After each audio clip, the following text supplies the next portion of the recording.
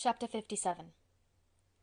The discomposure of spirits which this extraordinary visit threw Elizabeth into could not be easily overcome, nor could she for many hours learn to think of it less than incessantly. Lady Catherine, it appeared, had actually taken the trouble of this journey from Rosings for the sole purpose of breaking off her supposed engagement with Mr. Darcy. It was a rational scheme, to be sure, but from what the report of their engagement could originate, Elizabeth was at a loss to imagine, till she recollected that his being the intimate friend of Bingley, and her being the sister of Jane, was enough, at a time when the expectation of one wedding made everybody eager for another, to supply the idea. She had not herself forgotten to feel that the marriage of her sister must bring them more frequently together, and her neighbours at Lucas Lodge, therefore, for through their communication with the Collinses the report, she concluded, had reached Lady Catherine, had only set that down as almost certain and immediate, which she had looked forward to as possible at some future time. In revolving Lady Catherine's expectations, however, she could not help feeling some uneasiness as to the possible consequence of her persisting in this interference. From what she had said of her resolution to prevent their marriage, it occurred to Elizabeth that she must meditate an application to her nephew, and how he might take a similar representation of the evils attached to a connection with her, she dared not pronounce. She knew not the exact degree of his affection for his aunt, or his dependence on her judgment, but it was natural to suppose that he thought much higher of her ladyship than she could do, and it was certain that, in enumerating the miseries of a marriage with one whose immediate connections were so unequal to his own, his aunt would address him on his weakest side. With his notions of dignity he would probably feel that the arguments, which to Elizabeth had appeared weak and ridiculous, contained much good sense and solid reasoning. If he had been wavering before as to what he should do, which had often seemed likely, the advice and entreaty of so near a relation might settle every doubt, and determine him at once to be as happy as dignity unblemished could make him. In that case he would return no more. Lady Catherine might see him in her way through town, and his engagement to Bingley of coming again to Netherfield must give way. If, therefore, an excuse for not keeping his promise should come to his friend within a few days, she added, I shall know how to understand it. I shall then give over every expectation, every wish of his constancy. If he is satisfied with only regretting me, when he might have obtained my affections and hand, I shall soon cease to regret him at all. The surprise of the rest of the family on hearing who their visitor had been was very great, but they obligingly satisfied it with the same kind of supposition which had appeased Mrs. Bennet's curiosity, and Elizabeth was spared from much teasing on the subject. The next morning, as she was going downstairs, she was met by her father, who came out of his library with the letter in his hand. "Lizzy," said he, "I was going to look for you. Come into my room." She followed him thither, and her curiosity to know what he had to tell her was heightened by the supposition of its being in some manner connected with the letter he held. It suddenly struck her that it might be from Lady Catherine, and she anticipated with dismay all the consequent explanations. She followed her father to the fireplace, and they both sat down. He then said, "I have received a letter this morning that has astonished me exceedingly. As it principally concerns yourself, you ought to know its contents. I did not know before that I had 2 daughters on the brink of matrimony. Let me congratulate you on a very important conquest."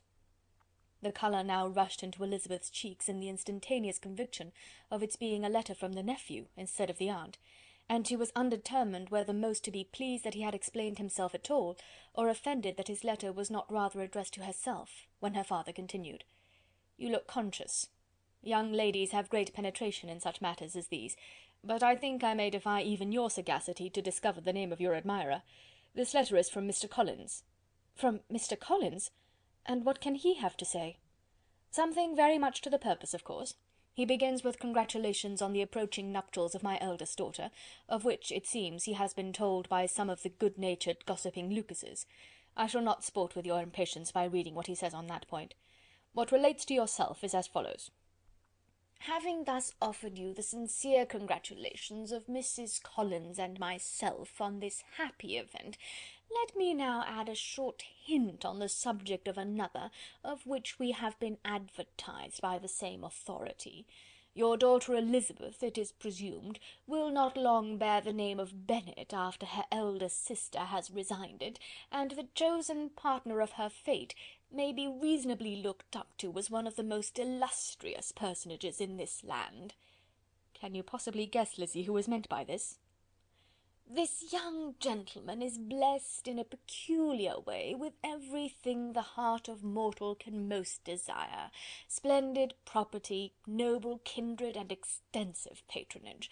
Yet in spite of all these temptations, let me warn my cousin Elizabeth and yourself of what evils you may incur by a precipitate closure with this gentleman's proposals, which of course you will be inclined to take immediate advantage of." "Have you any idea, Lizzy, who this gentleman is? But now it comes out." "My motive for cautioning you is as follows. We have reason to imagine that his aunt, Lady Catherine de Bourgh, does not look on the match with a friendly eye. Mr. Darcy, you see, is the man. Now, Lizzy, I think I have surprised you. Could he or the Lucases have pitched on any man within the circle of our acquaintance, whose name would have given the lie more effectually to what they related? Mr. Darcy, who never looks at any woman but to see a blemish, and who probably never looked at you in his life. It is admirable." Elizabeth tried to join in her father's pleasantry, but could only force one most reluctant smile. Never had his wit been directed in a manner so little agreeable to her. "Are you not diverted?" "Oh, yes! Pray read on." "After mentioning the likelihood of this marriage to her ladyship last night, she immediately, with her usual condescension, expressed what she felt on the occasion. When it became apparent that on the score of some family objections on the part of my cousin, she would never give her consent to what she termed so disgraceful a match, I thought it my duty to give the speediest intelligence of this to my cousin, that she and her noble admirer may be aware of what they are about, and not run hastily into a marriage which has not been properly sanctioned." Mr. Collins moreover adds, "I am truly rejoiced that my cousin Lydia's sad business has been so well hushed up, and am only concerned that their living together before the marriage took place should be so generally known. I must not, however, neglect the duties of my station, nor refrain from declaring my amazement at hearing that you received the young couple into your house as soon as they were married.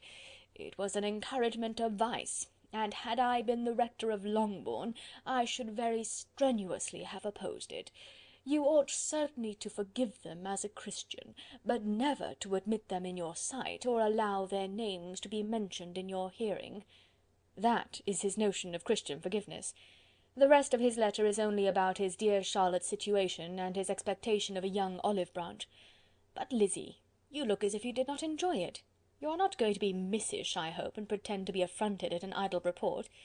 For what do we live but to make sport for our neighbours, and laugh at them in our turn?" "Oh!" cried Elizabeth, "I am excessively diverted, but it is so strange." "Yes, that is what makes it amusing. Had they fixed on any other man it would have been nothing, but his perfect indifference and your pointed dislike make it so delightfully absurd. Much as I abominate writing, I would not give up Mr. Collins's correspondence for any consideration. Nay, when I read a letter of his, I cannot help giving him the preference even over Wickham, much as I value the impudence and hypocrisy of my son-in-law. And pray, Lizzy, what said Lady Catherine about this report? Did she call to refuse her consent?" To this question his daughter replied only with a laugh, and as it had been asked without the least suspicion, she was not distressed by his repeating it. Elizabeth had never been more at a loss to make her feelings appear what they were not. It was necessary to laugh, when she would rather have cried. Her father had most cruelly mortified her by what he said of Mr. Darcy's indifference, and she could do nothing but wonder at such a want of penetration, or fear that, perhaps, instead of his seeing too little, she might have fancied too much. Chapter 57.